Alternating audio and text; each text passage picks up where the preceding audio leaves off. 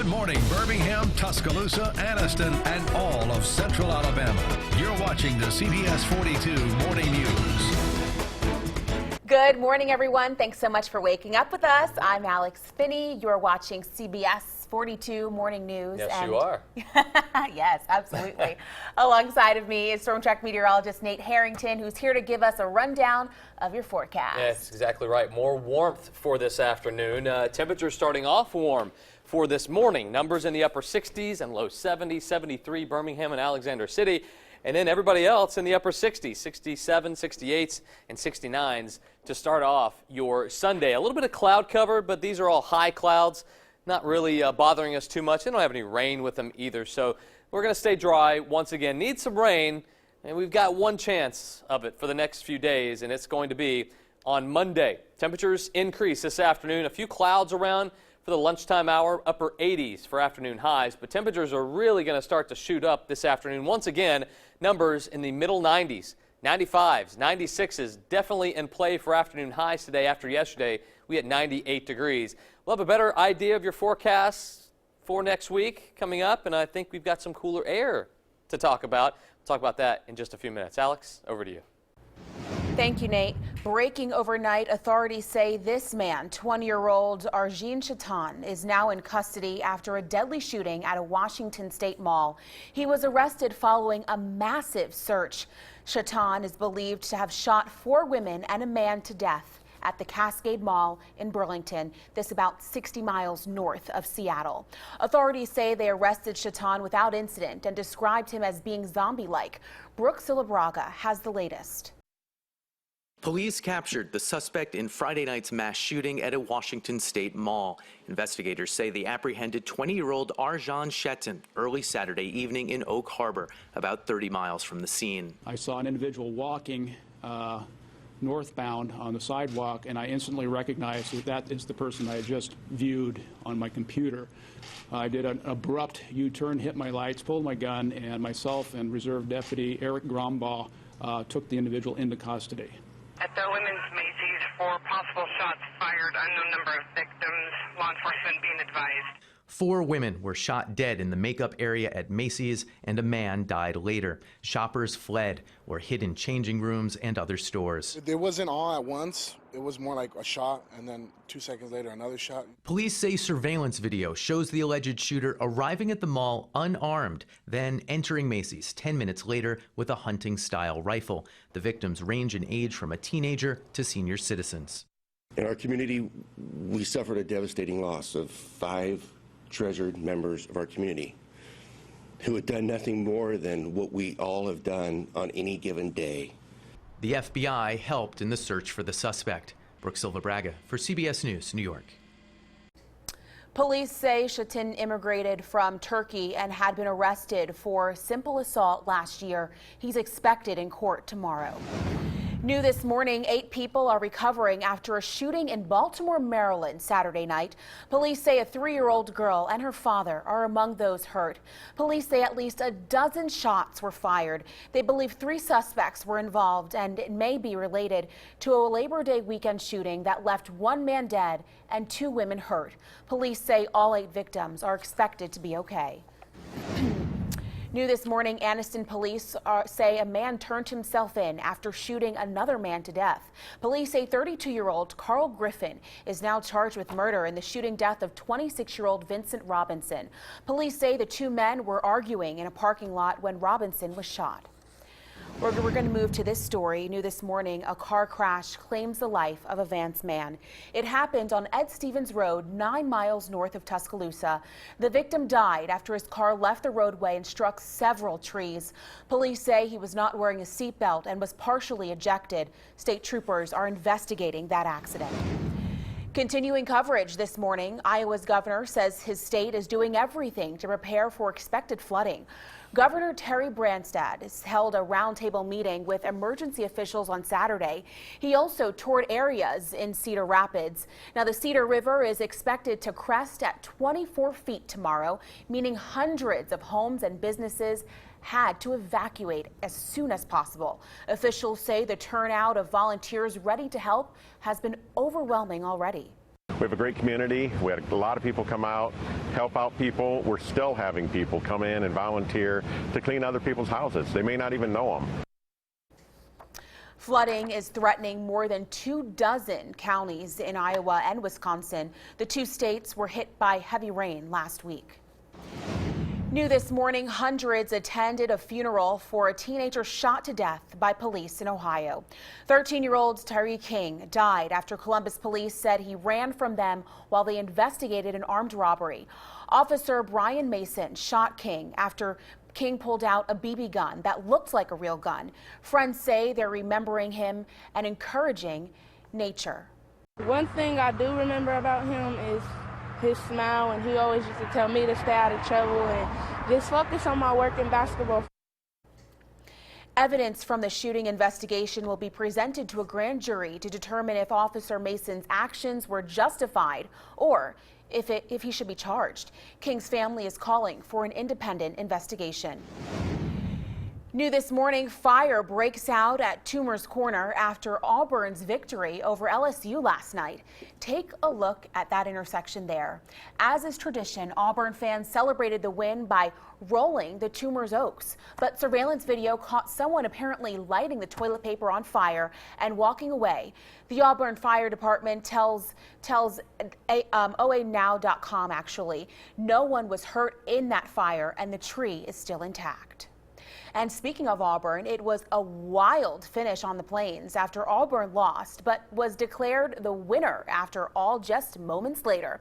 And the Tide continues to roll with a shutout over Kent State. CBS 42 Sports Director Chris Brees recaps the day. I know Auburn fans are still loving the joy of that 2013 kick six against Alabama, but last night a completely different kind of kick six. And on the leg of Daniel Carlson, let's check out exactly how it unfolded against LSU. You knew Auburn had to score points on the Tiger defense to have a chance to win the game, but it was scoring points in a different way. Daniel Carlson was very busy in the first half, kicked that field goal to put Auburn up 3-0 early, but then LSU went right back on the next drive and took their first and only lead of the game, 7-3 on that touchdown drive. Then the rest of the half, it was all Carlson. Auburn would drive. They would have nice plays, 6, 7, 8-yard drives, but they would not be able to score. They'd get inside the 20, but then get stuffed. 2 more field goals for Carlson at the half, made it 9-7 at the break. Second half, same exact thing. Sean White had plenty of big plays, 230 yards passing. Kerryon Johnson was great out of the backfield, catching and running. Problem, though, got inside the red zone 6 times, and they could not get any touchdowns. Carlson, 3 more field goals in the second half. So Auburn goes up 18-13 on LSU. LSU has to find a way to come back and have a chance in the game, but that Auburn defensive line was the MVP besides Carlson. Lawson gets the sack there, Carl Lawson. Then LSU on the final drive. This play gets down to the 2-yard line, and LSU's supposed to have 1 second left after a review and a penalty. They think they get the snap off. Scrambling Danny Eatling completes a pass in the end zone for a touchdown. Everybody thinks LSU's won the football game, right? It's over. Les Miles wins. Gus Malzahn in serious trouble. But hold on. They go back and review it. Gus Malzahn adamant that the clock went to 0 and the ref said, Gus, you were right. Auburn gets the win, 18-13. They hold on to survive to get their first SEC win. They're 1-1 in conference play, and now anything can happen for Auburn, including that game at Alabama at the end of November. And the Crimson Tide, a little less drama for them. The only question with Kent State was, would they beat that spread of 43 points against Nick Saban's alma mater in Kent State? It did not take very long to realize that it was going to happen. First drive took all of 3 minutes. Zone read for Jalen Hurts. He goes in to score 20 yards out. They tied up 7-0 early and got up 14-0 quickly after that. Joshua Jacobs, running back freshman, played a lot because Damian Harris went down with a sprained ankle. This was his second touchdown at just the first quarter. It's 21-0 at the end of the first. Even Blake Barnett got into the game at quarterback, dumps this one off to O.J. Howard down the middle, 34 yards into the end zone. It's 34-0 Alabama, 41-0 at the break. And Mack Wilson, a freshman from Montgomery, is supposed to be a great linebacker, but Lane Kiffin and Nick Saban want him out of the backfield on offense. That's a touchdown from Jalen Hurts. Final score 48-0. Alabama easily over Kent State, which means they're going to go into SEC play once again against Kentucky at home. And Auburn can have a break against Louisiana Monroe before they go back to SEC play in 2 weeks.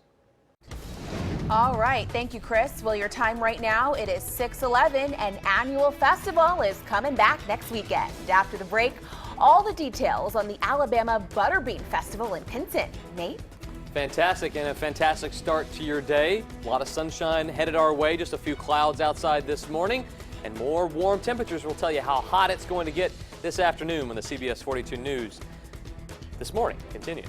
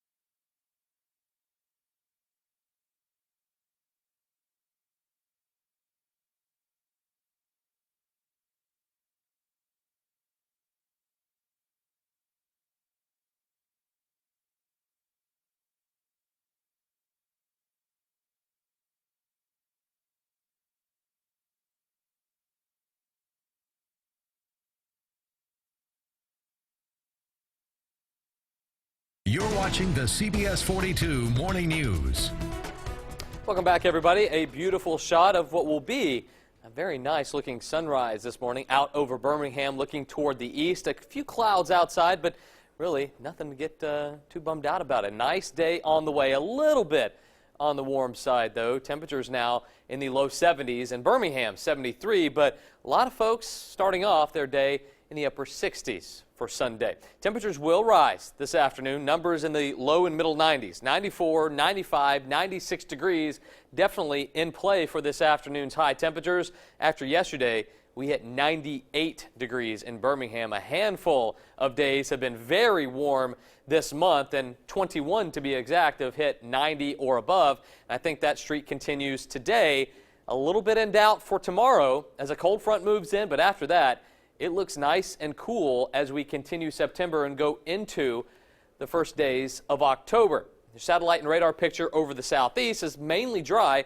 We are tracking a cold front that's moving right now through the Midwest. We've got rain all the way from Texas up through the Great Lakes states, Minnesota, also Wisconsin. And this front is going to continue to move this way over the next 24 hours. It'll impact our weather by Monday and really bring in a nice fall-like feel for us next week. More details on that in the Storm Track 7-day forecast. We'll send it over to Alex right now. All right, thank you, Nate. Well, guys, it's almost that time of year again. The annual Alabama Butterbean Festival is next weekend, and here to tell us all about it is Executive Director of the festival, Ronnie Dixon. Ronnie, thanks so much for being here. Thank you for having me. And you know what, before Nate tossed to us, you were actually giving me a little bit of a history lesson here about the Butterbean Festival. Yeah, this is our 11th year. It was started in order to restore the old Palmerdale Homestead Community Center. And the reason it was named Butterbean Festival is because during the Depression, the butter beans were the sustenance for the people in the Pinson Valley area. Gotcha.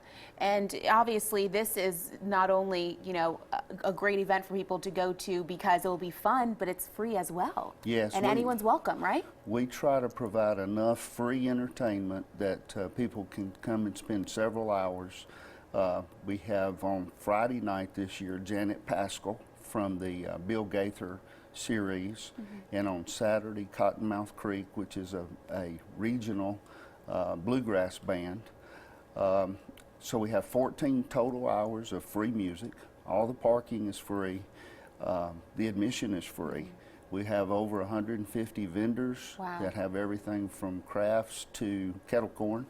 So, of course, you have to pay for some of those things, but we're excited about the number of people that we have this year. Gotcha. And obviously through all of the fun, I know you were saying that this really helps the homestead community, and how people exactly, if you don't mind explaining, even though they're going there and they're able to have fun, but how they're able to learn the history about this festival. Do you guys have vendors set up for that as well? We do. The Pinson Historical Society has a, I think it's a 40 by 40 tent that they set up with the artifacts, if you will, from the time of the Butterbean Festival beginning and back during the Depression. One of our local writers put out a book this year concerning the history of Pinson. He used to be the editor for the Birmingham News.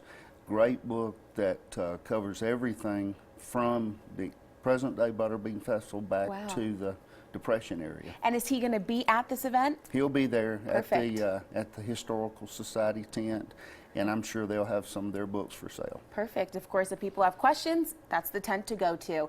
Now, obviously, I know that you guys were looking at video right now, are going to have quite a turnout, I'm sure, 11th year here. But for people that are just learning about this event, want to go, how can they find out? Butterbeanfestival.com has all the information that you need. You can call us at the Chamber of Commerce. It's 205-390-1952. Perfect. So we can get you all the information you need. 205-390-1952. Right. And you know what? For those of you that can't remember that phone number and all the information that Ronnie said, thank you so much. Very good information. We are going to have it on our website, WIAT.com, so you'll know all about the Butterbean Festival. Ronnie, thank you so much for being here. Pleasure having you. Everyone, we have so much more right after the break here on CBS 42 News. We'll be right back.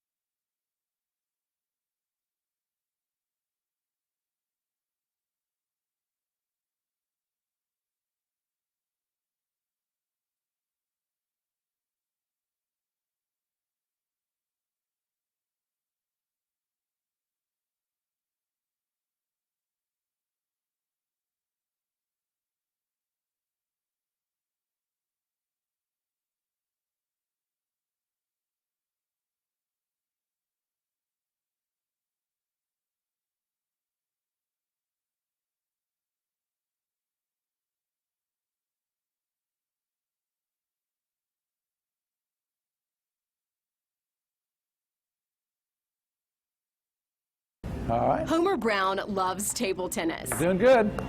In fact, for the last 47 years, he's played in a U.S. Open tournament. So he's a little better than me. Started really playing table tennis while I was in first year of college and really enjoyed doing that. Got a college team started and then took it from there to competing in tournaments around the country. Got to see the country because of the sport. So it's really been good to me. So good, he's made the whole tournament thing a trend. In 1969, I traveled across the country, went to my first U.S. Open National Championships. And at that time, I had so much fun. I said, you know, really, I got to commit myself to go to every U.S. Open Nationals. So at least I do play in one tournament every year. And right now I have 47 behind me and looking for 48 later on in this year. 18 years ago, that trend became a career. Come on, baby. While I was working in the oil industry, Lillian, I had always thought about opening up America's first table tennis store in a mall because I thought it'd be so neat to actually be able to go into a mall and have a store where you could have a good time selling people things that they need for their house and getting them hooked on the sport of table tennis and, of course, other table sports too. And you know, I traveled a lot and was on the road, and I just thought it'd be kind of neat to go to a mall every day. Now every day his dream is open in what he calls the Bumpernets wing of the River Chase Galleria Mall in Hoover. 3 stores with over 100 things you can play and buy. If you want to get better at a game, he can help with that too. Are you ready? No. All right, here we go. You can tell this is a pretty aerobic sport. Yeah. I'll tell you. Yes! That's it. I She beat got him. me. The owner of Bumpernets. That's it. She got me. I beat him in air hockey. Yeah, you done Yes. good, Lillian. But maybe not air hockey. He has other people for that. We're not here just to sell people things, but we want them to actually get better. And then we also offer leagues too. We have table tennis leagues. We have a pinball league that meets every Tuesday night that actually starts September 13th. And they have a great time. In fact, we're the second largest venue for pinball in the U.S. Several of the employees are professionals at the sports offered at Bumpernets. That's what Brown says makes them so unique. Customers can actually get some real good feedback and recommendations from us because we really care. I've always operated with the philosophy that if you really give good service and take care of the customer, that the sales will come naturally. In Hoover, Lillian Lalo, CBS 42. The preceding portion of the CBS 42 Morning News was sponsored by Bumpernets. You're watching the CBS 42 Morning News. All right, hello everyone. We have about 35 minutes left here on CBS 42 Morning News, and Nate Harrington is going to give us a look at our Sunday forecast. I think so, yeah. I think our Sunday forecast is going to look a lot like our Saturday forecast. Hot, in a word, yeah, absolutely. Very warm this afternoon, already warm this morning, and seeing a beautiful start to our day. Lots of sunshine, the clouds just adding to this shot. Very nice stuff. Lots of beautiful colors outside. 73 now in Birmingham.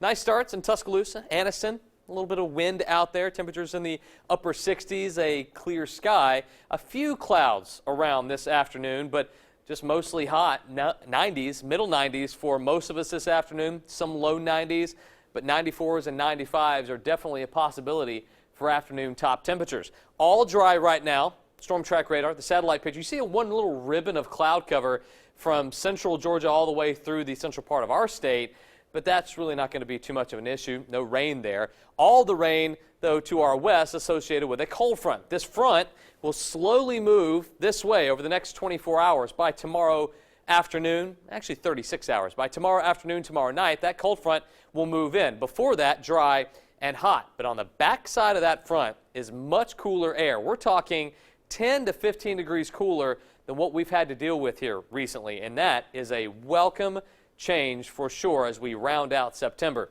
So all dry for today. By Monday, I think the increase in clouds and a few showers before the front gets here. Note the time, 3 o'clock in the afternoon. Then the front will slide south through Monday night into early Tuesday.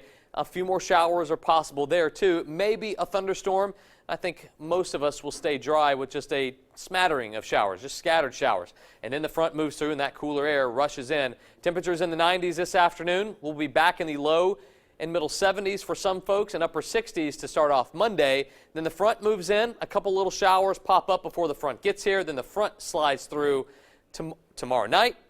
We see a couple of showers, and then things really get cool by early Tuesday morning, and that trend continues into next week. Highs on Tuesday in the low 80s. That continues Wednesday, Thursday, Friday, and Saturday, and it looks like we break that streak of 90-degree days tomorrow. We could get close, but I think the streak will come to an end at 22 days in September of 90 degrees or above. Alex, over to you.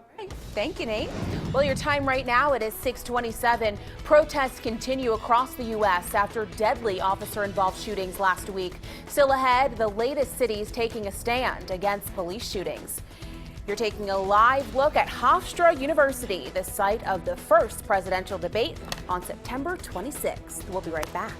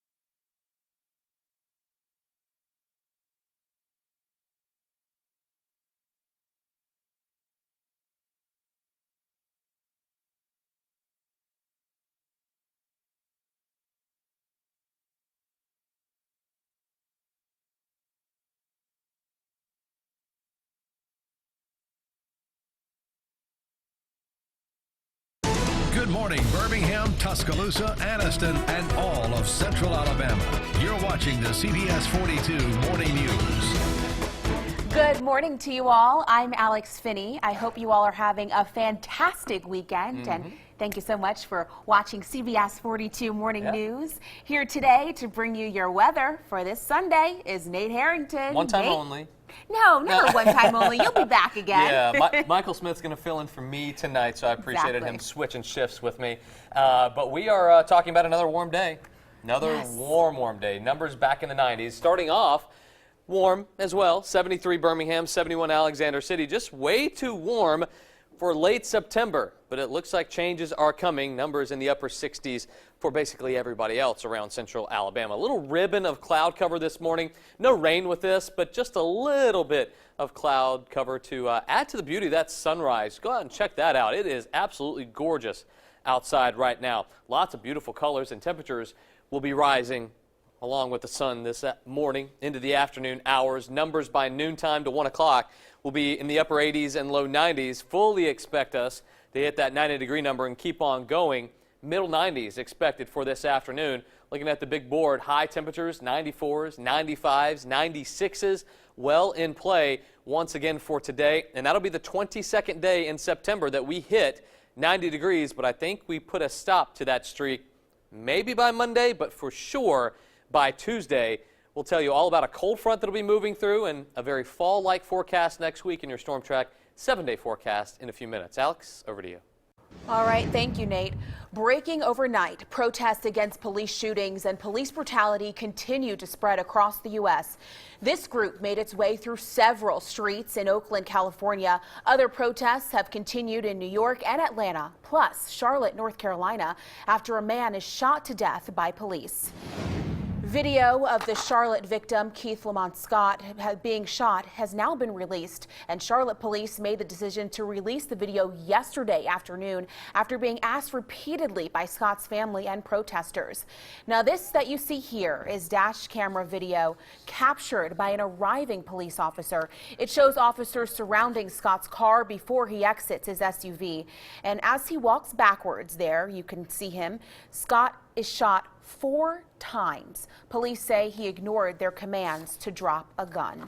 While body camera video was also released of the incident, the officer approaches with his gun drawn. Another officer is pointing his gun at Scott. Now, the footage doesn't show the moment when shots are fired, but Scott comes back. As a matter of fact, in that video, you can see him in view when he's already on the ground.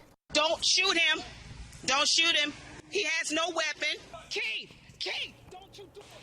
Scott's family released their own cell phone video Friday. You can hear there his wife shouting at police, telling them not to shoot Scott. She says he is unarmed. Well, another night of peaceful protests took place last night. Charlotte is still under a state of emergency with a citywide curfew in effect.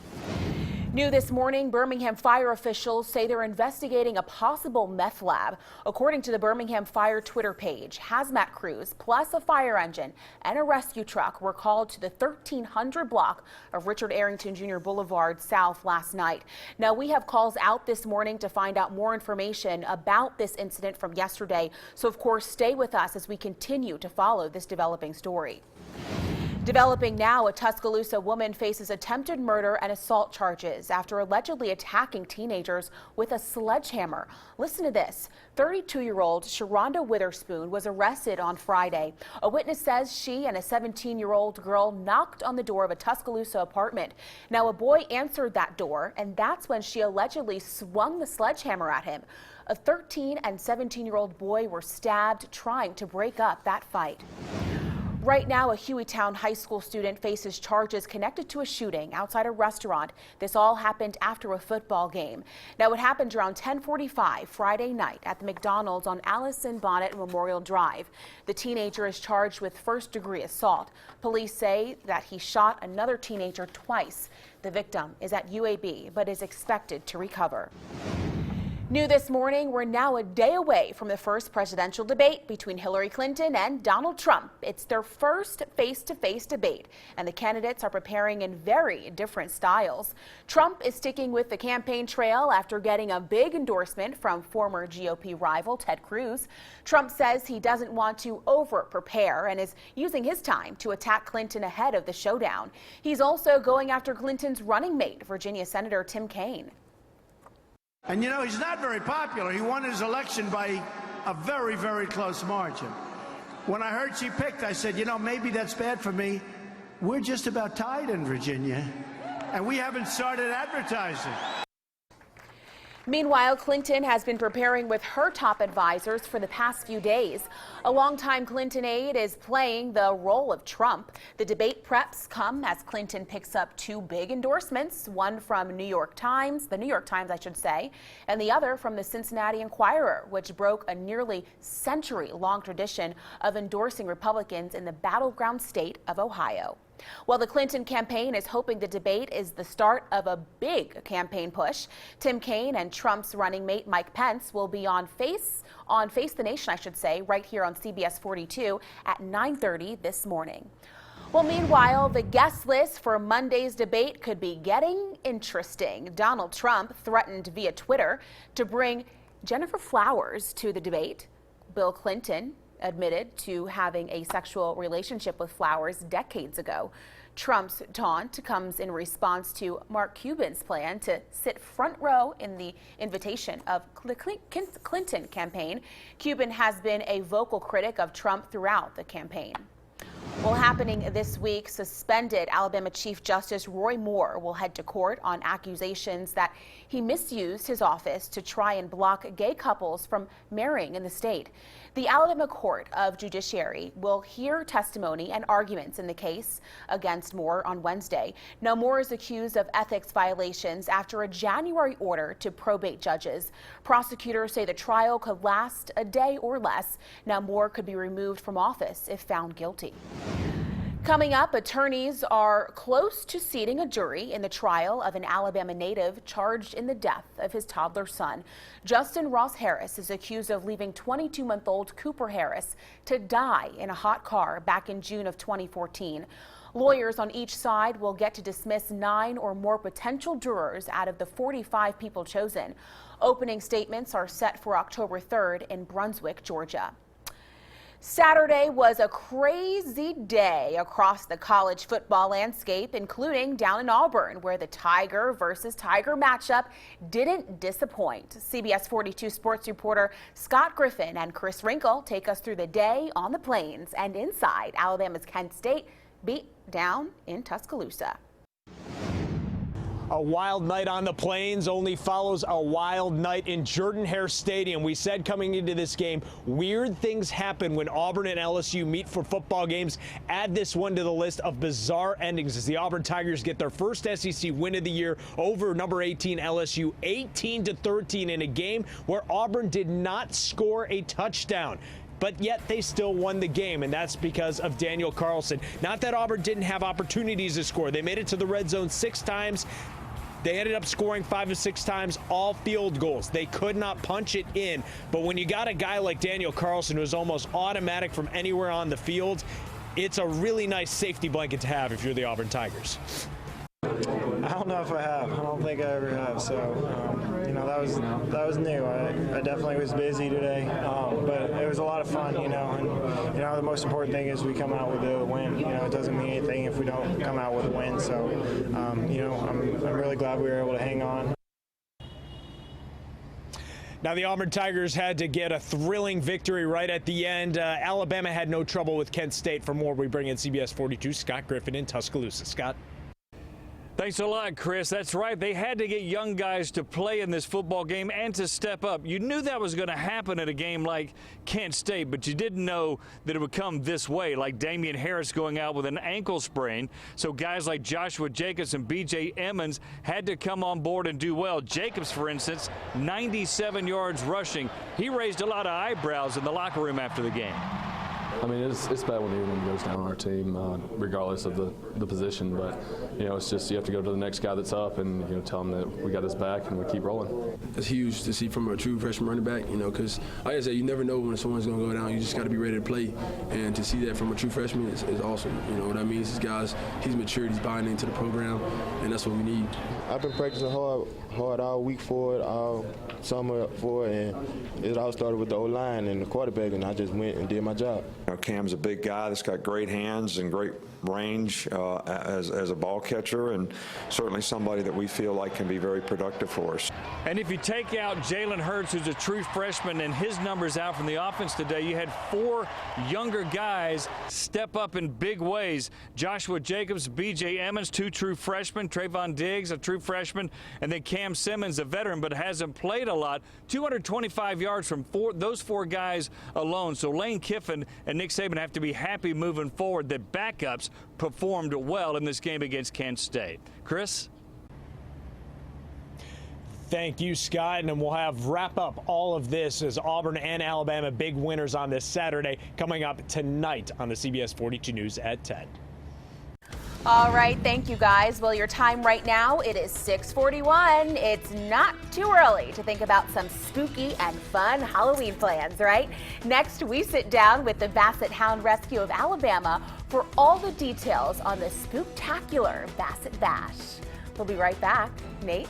And we are checking out a gorgeous start to our Sunday. Nice sunrise out over Birmingham. More hot weather for today, but a cool down coming. We'll let you know when the CBS 42 Morning News continues.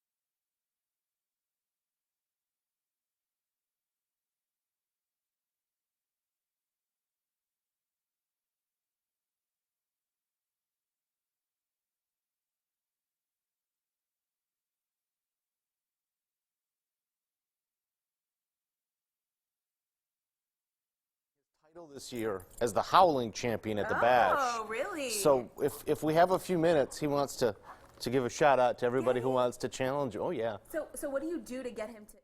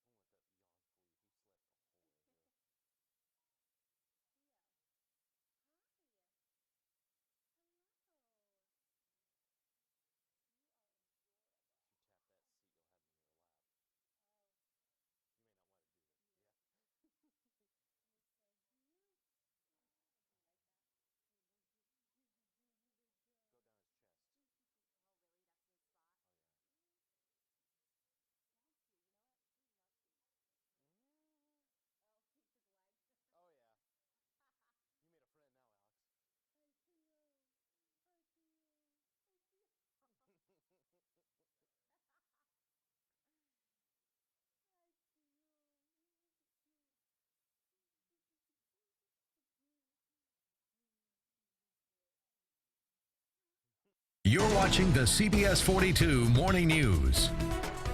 Welcome back. Beautiful start to our Sunday. Gorgeous sunrise early this morning. A little bit on the warm side, though. 73 degrees outside right now. A lot of other folks, though, waking up to middle and upper 60s. We are planning to see another 90-degree day, though, this afternoon. Numbers right near 90 by lunchtime. Expecting middle 90s for this afternoon. That'll make 22 days this month where we've hit 90 degrees, but that is all about to change. A cold front right now in the Midwest, Southwest, and also the Great Lakes states moving through right now. That will be impacting our weather for tomorrow.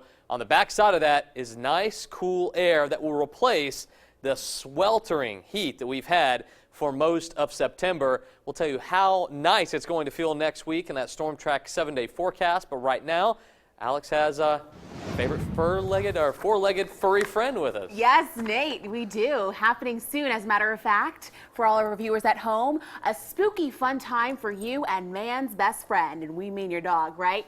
The Basset Hound Rescue of Alabama is hosting the spooktacular Basset Bash next month, and here with us is Michael Bergman and Theo to tell us all about it. We love when you guys stop on by. Great to be here. Good morning to you. Good morning. Good morning. So Halloween right around the corner. Yes, ma'am. Seems like it. Yeah. Tell us about this event. Sure. The Basset Hound Rescue of Alabama is doing our 2016 Spooktacular Basset Bash.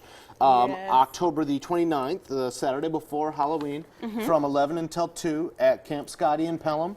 We're going to have raffle, silent auction, BHRA merchandise for sale. We'll have some other vendors, food trucks, and of course dozens, if not up to 100 of Theo's brethren here, more Bassets to join him.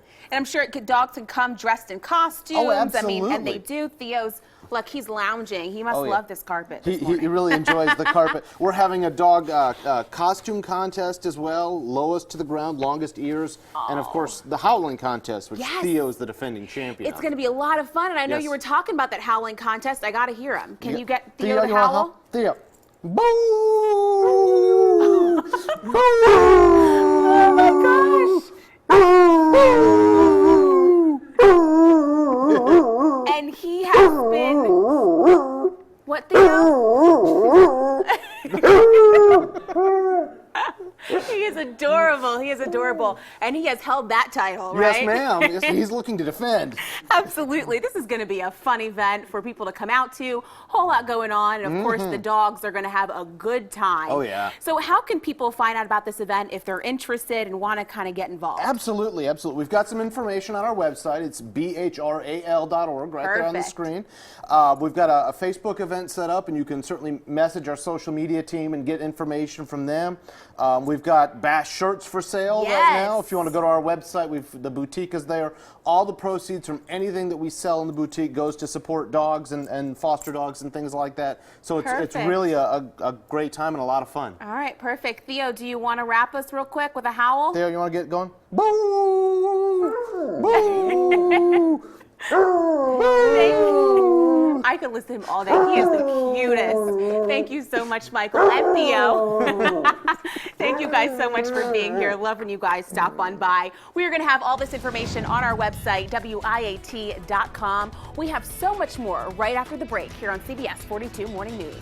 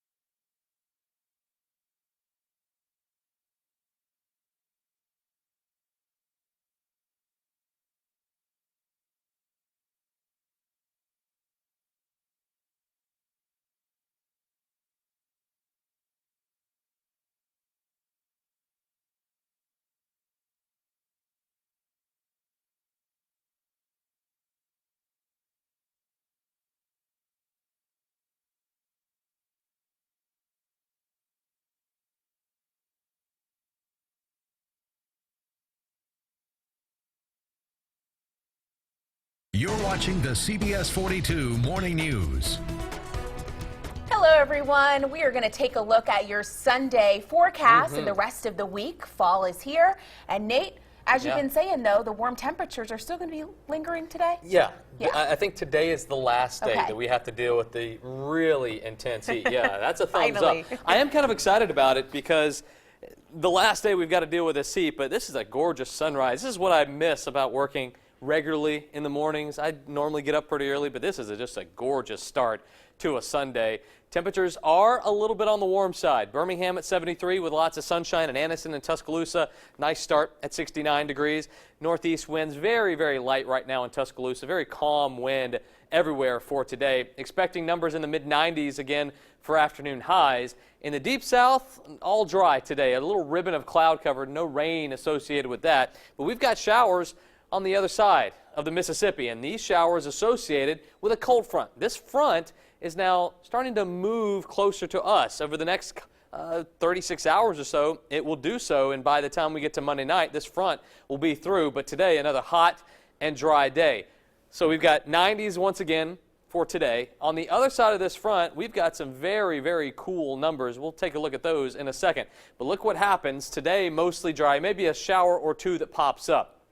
Then for tomorrow afternoon, note the time, 3 o'clock, a couple of showers pop up. We'll see the front move through by 8, 9 to 10 o'clock and all the way through early on Tuesday. Showers will be scattered at best tomorrow. Not everyone will see a shower, but if you do, count yourself lucky because we're not going to see too much in the way of rain after that. A very mild start to the day in the Midwest. Numbers all the way in the 60s up toward Minneapolis, but all that cool air on the backside of that cold front. Numbers once again in the 90s this afternoon with not a whole lot of chance for rain. That rain chance, though does increase by Monday, and it looks like we break that 90-degree streak on Monday, a 40% chance of rain then. And look at those numbers, Tuesday through Saturday, low 80s for highs, 50s and low 60s for lows. Very fall-like next week. Alex, over to you.